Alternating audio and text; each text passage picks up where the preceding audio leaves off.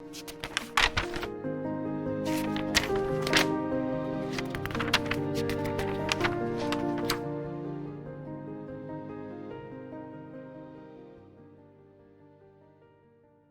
and welcome to our podcast, Unmuzzled Conversations. We are sharing our nostalgic, humorous views from 1940s to present, covering subjects of the time. So join us as we go back in time, remembering Glasgow and Glaswegians of bygone years. So today is episode 8, and we're going to continue where we left off in episode 7, where we were talking about football and football relative to Glasgow.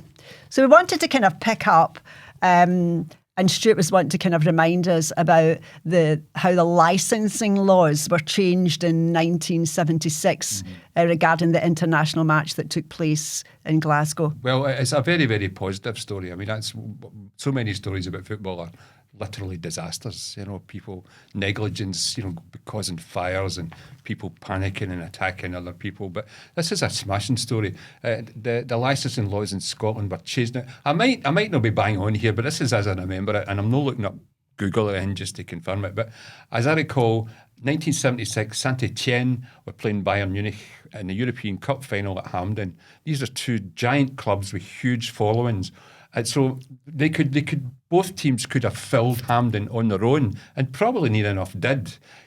So there would be thousands and thousands of foreign visitors in the city and the immediate area.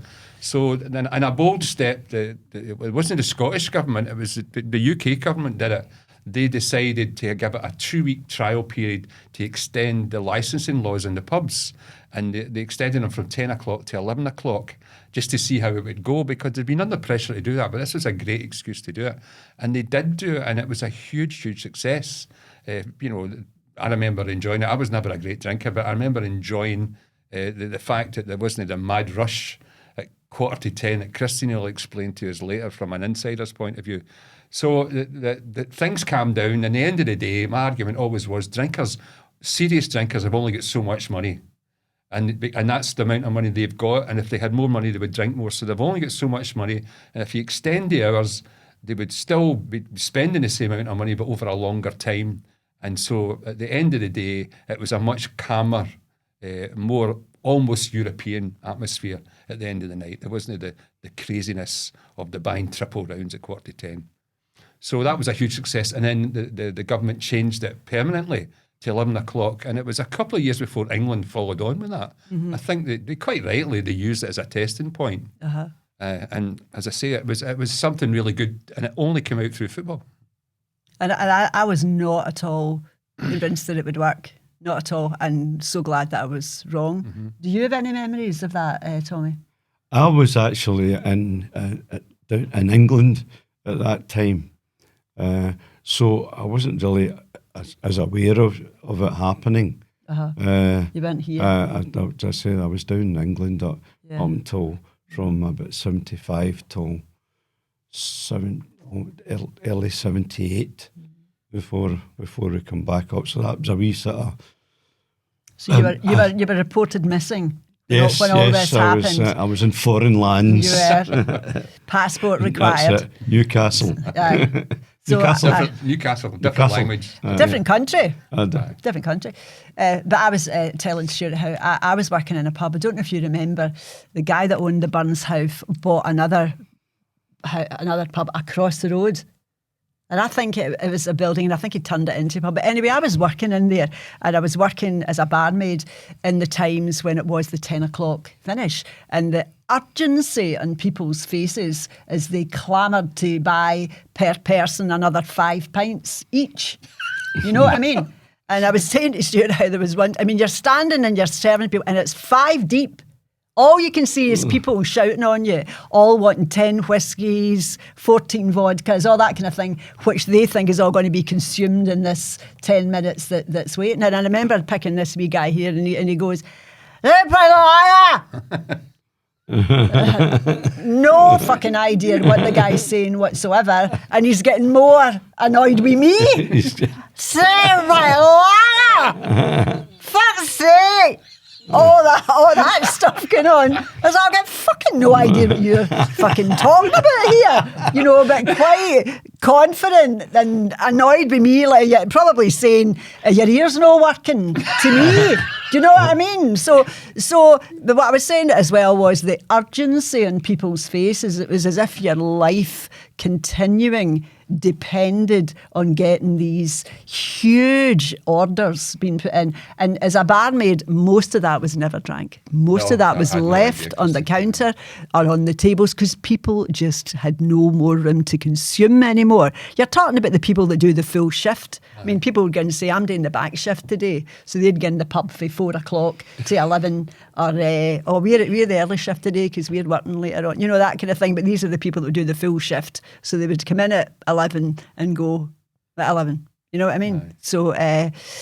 So it was good. And I think as a barmaid, I seem to recall that there was less of that urgency. And there was, as Stewart said, there's more of a relaxed approach. There was still a lot of drinking going on, don't get me wrong, but it changed in how it was perceived. Definitely changed well. the culture. And slowed The things culture down. was changed. I remember as well, though, that there was never the same thing. See, at 11 o'clock, there was or the 11:15 or the 5 to 11 bell thing that used to go off.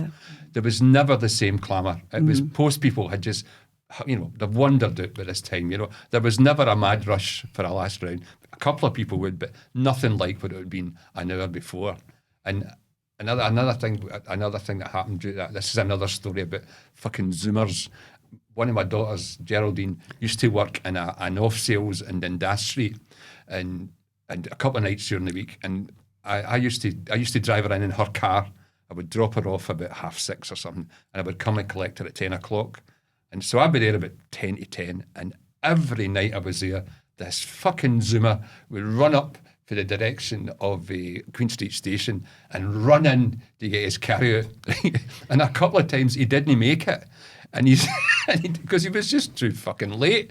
And I remember Jeremy saying, the machine goes, he's saying, you need certainly, it's only like fucking 5:02 or it's only a minute past. He says, look, I can't. It's no me. Right. The machine switches off for somewhere else in space. Somebody in space switches this off.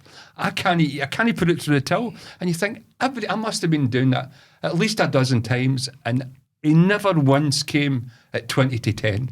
And where was he coming from? Do you know? What? Did you find out where he was coming from? No, it was just a Zoomer. He got a pub. We got to come from a pub. Right. But he never ever came at 20 to 10. It was always about 10 to or 5 to 10. Right. In fact, I'm getting him 10 to. Very rarely even.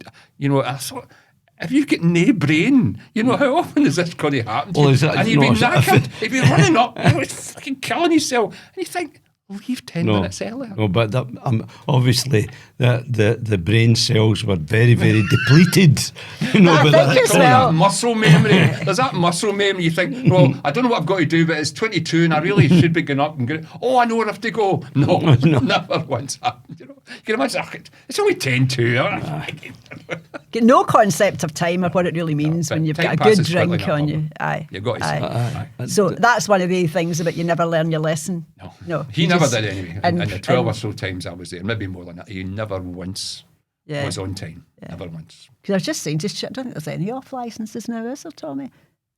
I'm not. In Glasgow, I've never seen an off licence ever. Well, not recently anyway. Not a dedicated off licence. I mean, everything, there are what you would call off licences, but that basically they've also got like a corner shop type thing. They've basically got food items as well. I think that I've seen it, Christine. I think there's one I've seen it, and it's a number. It's something like 102. It's called 101. Is it 101? 101, but it's been an address at some point. Right. It's. I just passed by it at Fillnaff. I just passed by it on the way here. Mm-hmm. There's one that pays the road, but it has got, it's got grocery items in it as well. Right. But these were dedicated, and I was seeing how they had caged barriers between. Right. I go back to the football though. Oh, right, sorry. Right. Okay. So carrying on about the football, we were talking about Aberdeen being the champions in 1978. I don't remember them being that, but I'm sure they were. I just remember them being. series contenders Yeah. for about 12 years, up to the early 90s. And then they kind of faded away. Well, Rangers and Celtic have more and more money. And Yeah. I've dominated it totally since. That's what I was going to Nobody's say, even been yeah. close. Yeah. So they could have dominated the league. Rangers either were the top or Celtic were the top, but there was never really a serious contender. For how many years did that go on? Ever since, really. Ever since. I remember one year Hearts did quite well, maybe about 20 years ago. They started the season really well and they beat both Rangers and Celtic. But there was that Lithuanian guy in charge and he fired the manager. That's right. We're Something to do with the Lithuanian bank, wasn't it? I get done. I think he got the jail. That's right. Eventually, it was a criminal. But that was just a flurry, unfortunately. I would always say that as a Rangers man, the best thing that could ever happen to the Scottish League was if somebody other than Rangers and Celtic won it. Yeah. To give it credibility, because it really has very little credibility. And has anybody ever won it? No. Not even in recent times? No. It's amazing how football attracts these strange people from the world of basically crime. Remember in Dundee and the Italian guy as well who got Ravanelli to play for them. What was his name? It was it's the same name as a famous Real Madrid player. Right. Well, I'm trying to remember his name. Do you know, he actually tried to he was actually, remember, he was a lawyer, Saddam he was going Hussein. Saddam Hussein. He wanted to defend Saddam Hussein. Saddam Hussein. Not good. Not good. Dundee should have been aware of him though, because he'd already been done, almost prosecuted for the same thing for a wee team in England. I'm saying a wee team, like Mansfield Town or something like that. Yes. And he said he basically would turn up at supporters meetings. The club's not doing well, and say, "Look, I've got £3 million." Was it Stefano? Was it Di Stefano? Di Stefano, wasn't it? His name. Well, That's I'm right. thinking of Alfredo Di Stefano. But Right. he would turn up and at these, unruly supporters meetings and say, "Look, I've got £3 million, and we want to get rid of these guys, and I'll put £3 million." I'm just pulling a figure in my head, but it was millions. And he would say, "And I'll invest in the club, and we'll do this and do that." And of course, the supporters love him. Supporters don't care, he's got money, he'll do. But morality's out the window when the cash is getting waved, or supposedly cash. It's fake cash. It's cash that doesn't exist. It's only in his head, But as Tommy says, in fact, I'll throw another one. It was at Plymouth or Gyle, one of these teams in England, and they had 3 chairmen in 18 months. Right? Now there's supposed to be this thing where a chairman the board of directors are supposed to be checked out basically for their morality. Yeah. Were they a fit person? Yeah. Then the middle guy, they think didn't exist. Honestly, they think it was just a fictitious person. They had 3 guys from Malaysia or someplace or Singapore, and they think the middle one never existed because he never ever came. He never spoke to anybody. It was just a name on a letterhead for about 6 months or something. Right, never existed. Yeah, he was approved by the FA. Yeah. Never met him. So we were also talking about the kind of how football in Scotland had gone from being Scottish players in the beginning being really very much in demand, which you talked about in the last episode, and they're being in demand and going to play in English teams, English clubs coming to look for Scottish people, to the degree where I think you said to me in the 70s and the 80s Scottish football was kind of able to hold its own. Previously, up until then. Up until then. I would say 70s, 80s. There was still the Scottish national team was still reasonable. It could compete, and they did make it to a couple of finals, but unfortunately did nothing in them. Absolutely nothing in them. So it kind of shows how Scottish players were in such demand, and then for some reasons that we don't really know within that space of time, Scottish football and playing just is not the opposite of being in demand. No, it's well. I would just say last week, I think in the Rangers starting team there wasn't a single Scottish player. And I was talking about all these academies that were put together, the money that was spent on the Rangers Academy, the Celtic Academy, and yet look at the team. I mean, they've been going for years, those academies. They've had more than enough time to... Scottish club to do it about 30 years ago. I mean, I think Murray set that up, didn't he? Yeah, I think he did, That's right. It was originally called Murray Park out there, wasn't it? Right. Not anymore. That's it. Did Kenny Miller come from that? Why do I think that? No. Kenny Miller, was a Hibs player. Yeah. He might have been a Stennismuir player before that, I don't know. But Rangers got for Hibs, didn't they? And then Yes. Aye. So you wonder what went wrong, all the money that was invested in academies. It's a great idea to have homegrown talent, isn't it? And yet, look at Rangers now. There's hardly a Scottish name in the team at all. Well, there was nobody. A couple of weeks ago, there was a game started and there was no Scottish players. So, and I think the biggest sign of it is, even when you go back to the 70s before that though, but in the 70s, like Manchester City had a hardcore of Scottish players, as did Manchester United and Arsenal, Leeds United, Nottingham Liverpool. Forest. That's right, so they did. Nottingham Teams, Forest. lots and lots of, especially the big teams, were full of Scottish players. What era are you talking about there, Stuart? Up to the 70s. And That's before right. that, you know, Right I'm through. saying stopping about the Places 70s. like Tottenham had some fabulous Scottish players. Was that Guy regarded. Brown and John White and John Mackay? White, There's quite Mackay, Alan Gilzine. Alan Gilzine, that's it. Lots of Scottish players. And these were winning teams. These were teams that won their leagues and they were successful. Now I'm only thinking David Robertson, we're a top English team. Kieran Tierney went down to Arsenal. He was going to be the next big thing. He's been bumped. Yeah. You know, so Nathan Patterson we thought was going to be great. He's struggling to get in a poor team. You know, so I don't know what's wrong. I've got no idea. Who knows about the ability of players? I don't know.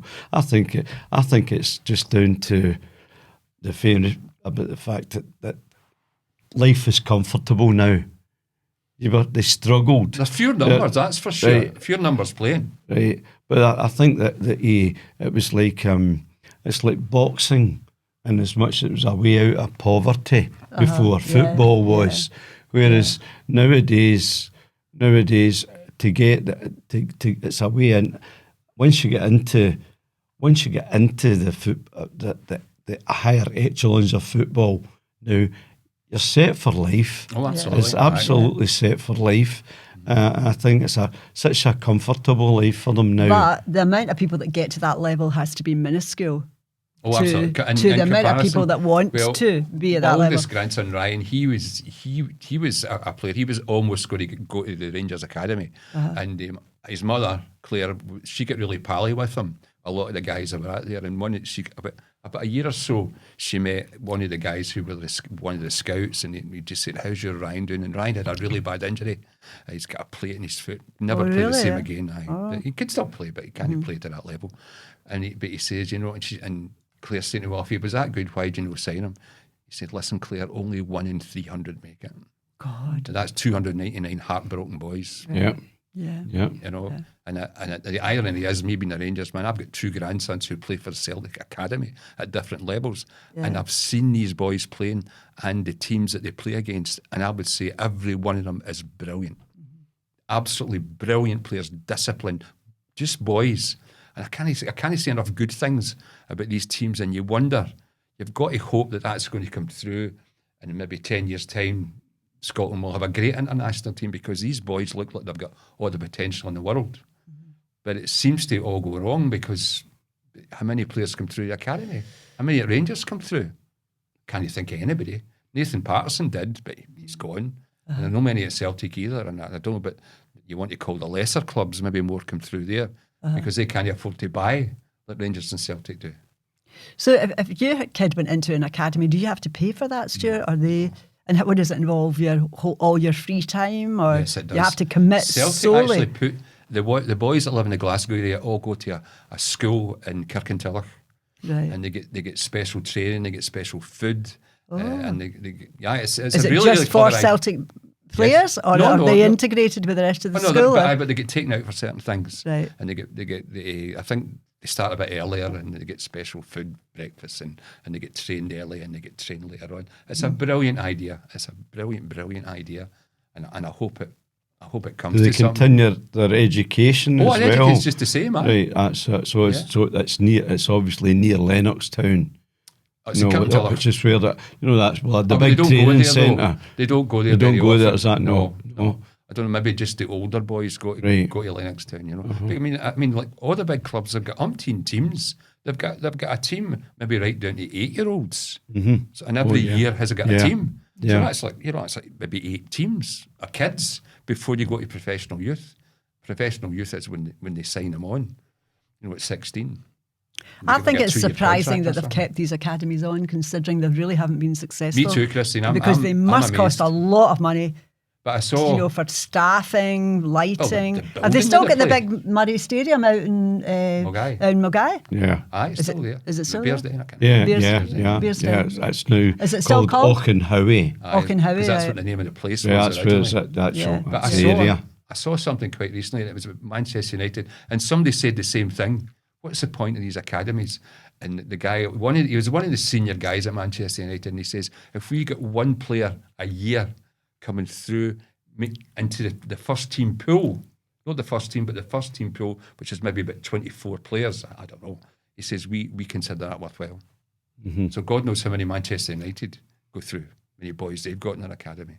There could even be a limit, I don't know. I don't know what it is. And can It you must go be to the hundreds of boys. What's the age where you would stop going to the academy? You either need to be 16, I let would say. go They let go. or signed on, right? I think at 16 they would be up to 15, and then at 16 you would if they're going to keep you, you would then by the time you were 16 they would know whether, or they reckon they would know whether you were good enough to sign professional forms, but very, very few do.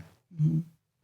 And even then, how many fail when they go into the club? What's that? And I'm saying fail, it sounds a harsh word, but it is the Well, proper there's term. people. There are people who run these seminar things for boys who, and they're basically making money from it because the boys that have let go, some of them are let go because they haven't developed physically. Mm-hmm. And unfortunately, you don't know when they're going to make that sprout, or whether. So when they're 16, they think they look at them and they say, "Well, I don't think he's going to develop physically." So they let them go, and maybe like the next year, this boy just suddenly it was his turn to develop physically, and he becomes. So there are these. His chance then, there are Tommy. well, no, there are people now who run these courses, and I'm sure that they're money-making exercises for boys who have went past that. As you say, they have to then pay, and they invite scouts again to watch them play games. So maybe get I don't know, say a couple of hundred young boys who pay money to play a tournament, and hopefully they'll shine, and So it's another and they'll chance get kind of picked up thing? to get another chance, and it happens. It goes right through. It happens right through in the world. Nike actually run a worldwide search for players that are a bit older, and they get them all together, and so it comes through. There was a Rangers player and a Celtic player who both come through that Nike thing. One was the Australian boy who recently left Celtic. Australian boy recently has left Celtic. Very good player, midfielder, dark-haired. Right. And there was a guy from Rangers that they played. The guy for Rangers only played about a season, but they actually came up through this Nike. There are the success stories though. I remember years ago that the boy David Platt, that was the England captain, he got released from Manchester United when he was about 17 or something, and he was devastated because he was obviously a great talent, but he hadn't developed. He still was quite a thin, wiry guy, but he went to Chesterfield, and then he went to Arsenal, and he became the Arsenal captain, and he captained England. So his was unfortunately one of the very few success stories of somebody who was released, but been released from Manchester United. You mean you'd be ready to top yourself, you know?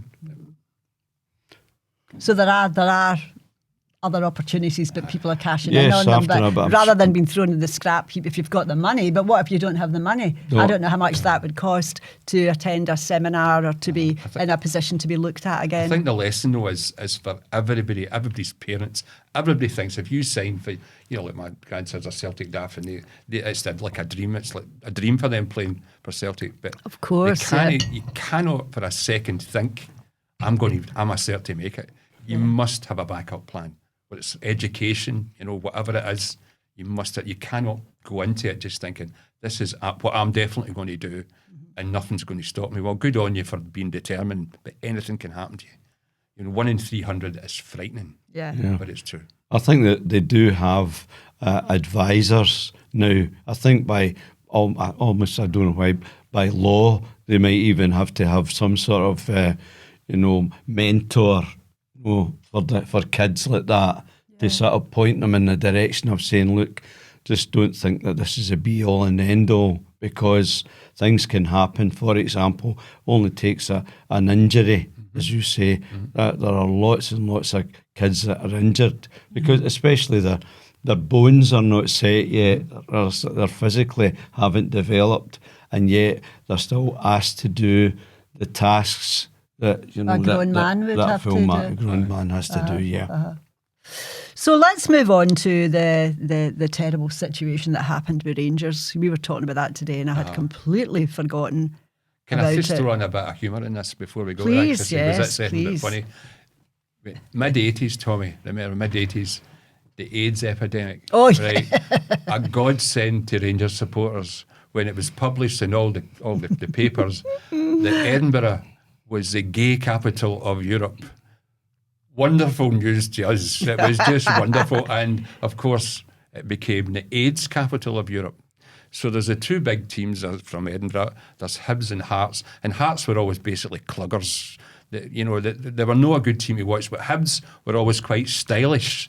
They were a better team to watch. They were just basically a better team. So, of course, the first time they come to Ibrox after all the AIDS things happened, that was the AIDS capital, the gay capital of Europe. It was just wonderful. They get slated with the ultimate clever chant of AIDS carrying bastards. You're all AIDS carrying bastards, and the whole crowd is singing this. No mercy, as we said earlier. There's no morality in football. Go on. Nobody cares. If there's a weakness, if there's a chink in your armour, You're we'll done stick for. a sledgehammer right through it. So They deserved it though. So about this carry on with David Murray, and everybody thought he was going to be the man that was going to do everything for Rangers, and he took it to a depth that, I don't know, has that ever been experienced before? What had happened with Rangers? It was such a shock for people that were, I don't think anybody had such an idea of how bad it really was. Well, I'll start off this, and then Tommy, please follow in.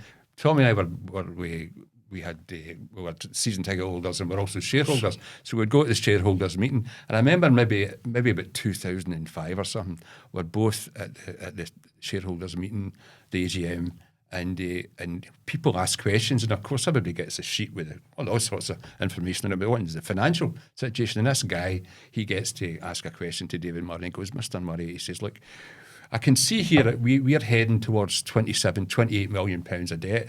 That's a lot of money. How are we going to pay this off? And Murray just smugly says, look at me. He says, look, I'm a millionaire. Just let me deal with this. Everybody's, what a big sigh of relief. That's right. Obviously, I'm a very rich man, he said. Everybody thought, well, he's just going to sign a cheque and that'll be us. We'll be back in the black. Never come back.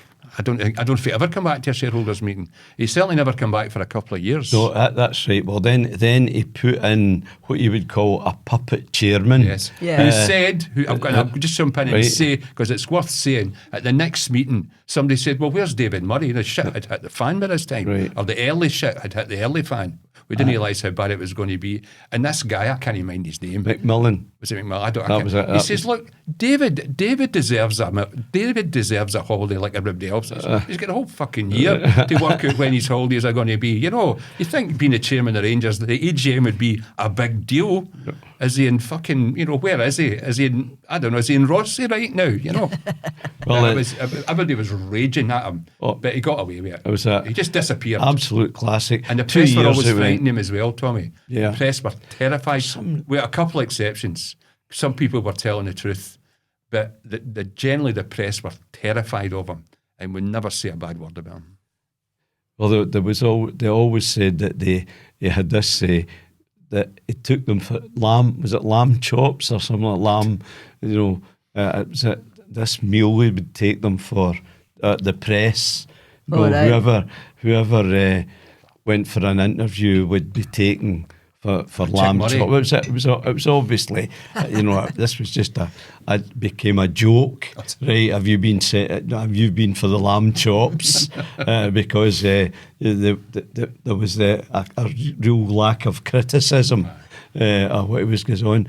But in saying that, there were signs, just like, and I don't let's obviously wouldn't put him in the same category, but if you look at, it's like Jimmy Savile, there's all these signs that Murray was not the man that he was saying he was.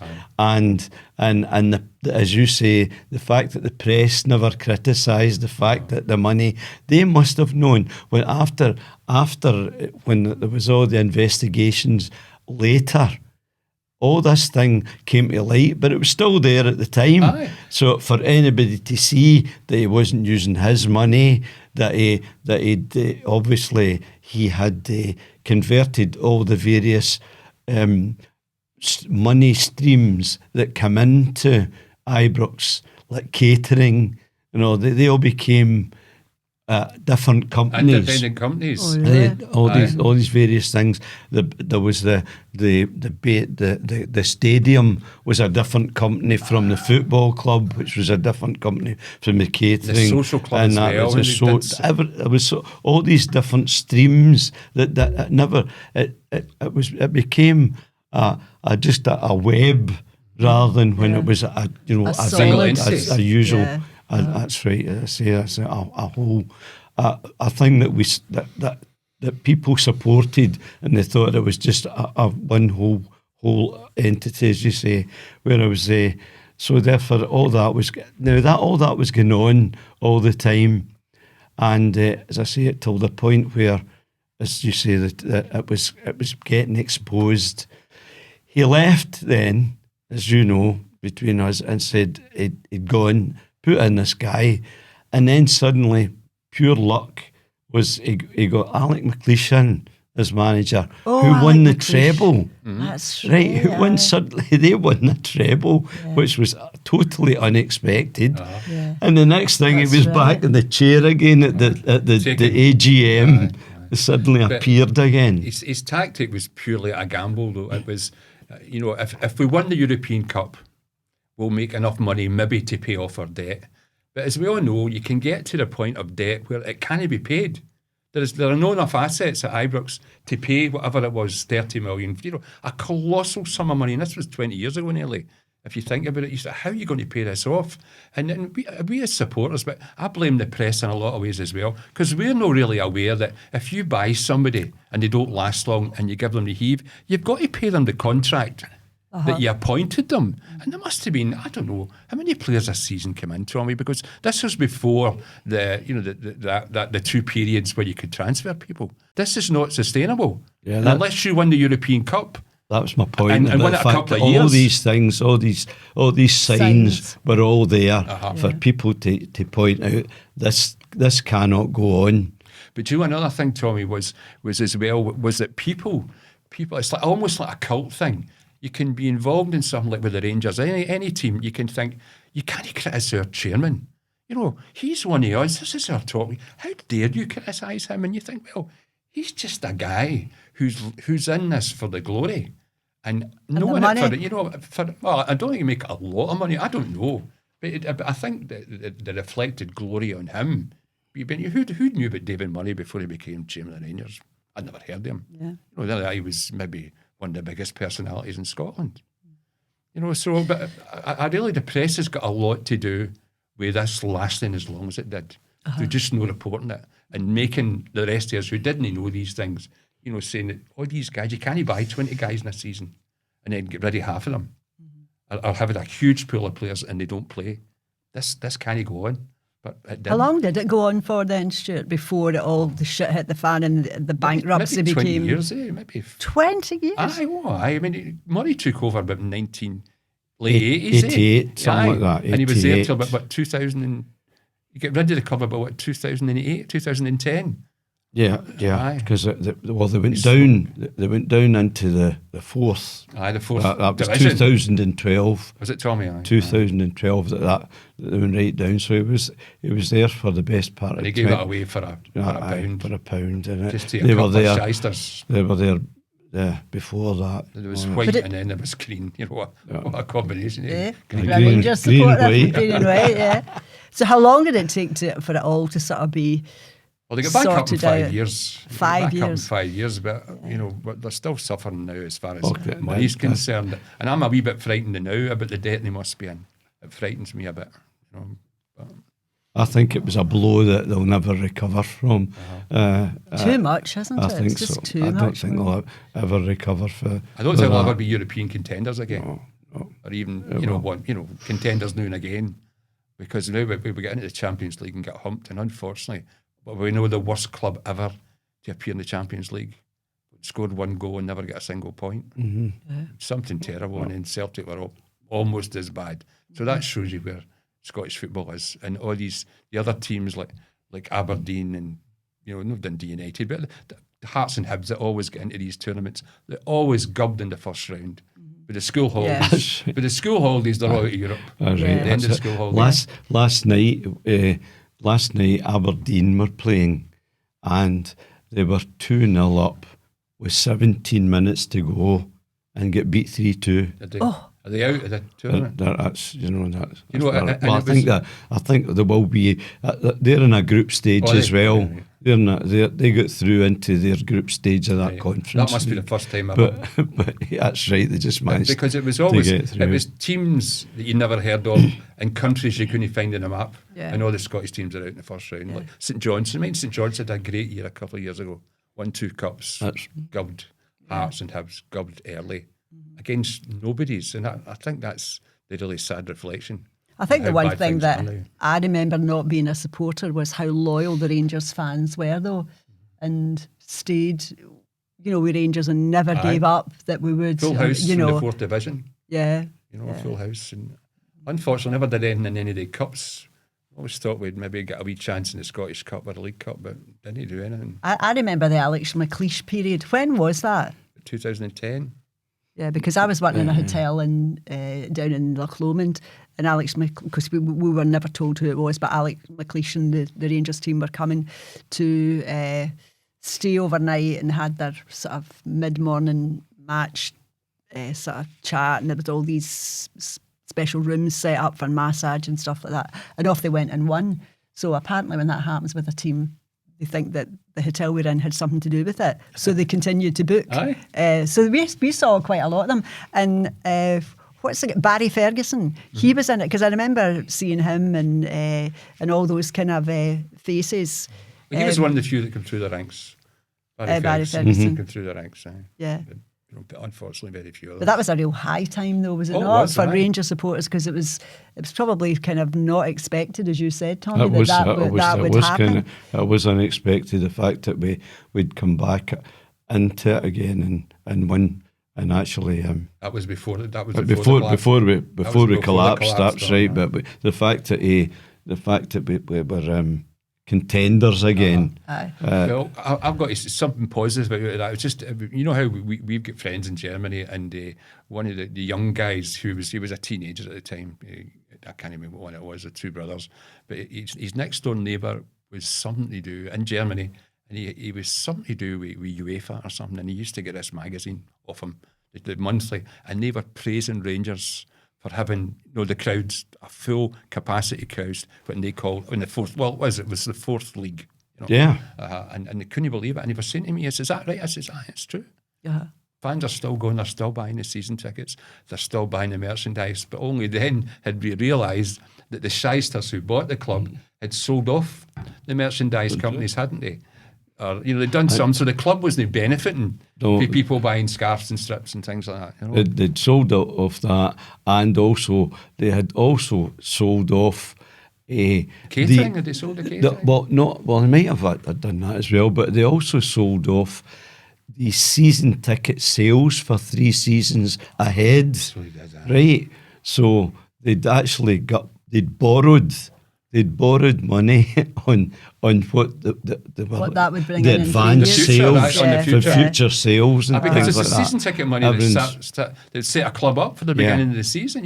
Whatever millions you got for the season tickets, and that wasn't going to happen for. There was 2 years. You should get the jail for that. You should get the jail for that. Yeah. Did anybody get the jail for it, Stuart? No. Not even Murray? The boy White was. Did he not disappear to? Well, they actually did. I probably never. I'm not following it exactly, but it got to the point where. Do you remember there was people charged? There was people charged with misappropriating. I don't know exactly what the charges were. You mean the Rangers players? staff? Rangers. Kloss, the German goalkeeper. No. I'm Staff. talking about management. All right. Okay. No, that management, whatever it was. They buying the green and White. all that. Obviously, they get. White went to court. Yeah, he I was remember charged, it, I remember, yeah. right, Uh-huh. and got and Mange was a not guilty plea, and eventually got to the point there was people charged who then were given millions of pounds when they sued. I don't know, was it the Scottish government or the police or something like that, because the fact that they said they had been unlawfully charged with the there's a and they got loophole. away with it. Got away with it. Cloud And to me, I'm but sure. I remember that now. I think Strathclyde police paid out millions of pounds because To shysters. to people that were charged with basically kind of misappropriating The funds. whatever the corporate management laws are. Yeah. I don't know the first thing about. Right, let's move on to something that I think is really interesting and a kind of happy stuff is about the black guys, Stuart, you were telling me about, Aye. who became successful in Scottish football. Right, I remember reading about this years and years ago, and then I saw a documentary about him. He was the first black person ever to play international football in Europe, out with Africa or any place where it's indigenous black people that are there. And he was a captain of Scotland as well in some of the 1880s or the 1890s. And he was, I just think it was just amazing. Way back then. before. Wow. And that guy, Wallace, that does the chase, that him, it's a lawyer. Yeah. He's a total fanatic. And he brought it up once about him, and he's the first ever person, it's just a huge tick in the box for Scottish football for doing that, because it says a lot for them to do it. I mean, we've always kind of looked down on the SFA as an organisation, but they did a good thing there. And there was another one that ended up very sad. It was a guy. He came from, I think, Brighton, in England.